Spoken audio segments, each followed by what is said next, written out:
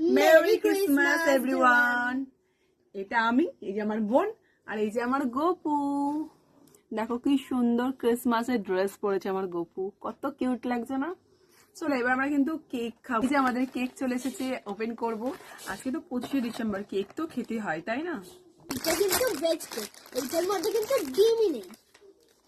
এবার আমরা cake cut করব। কেক কাট করা হয়ে গেল, এবার আমরা সবাই মিলে খাবো এটা।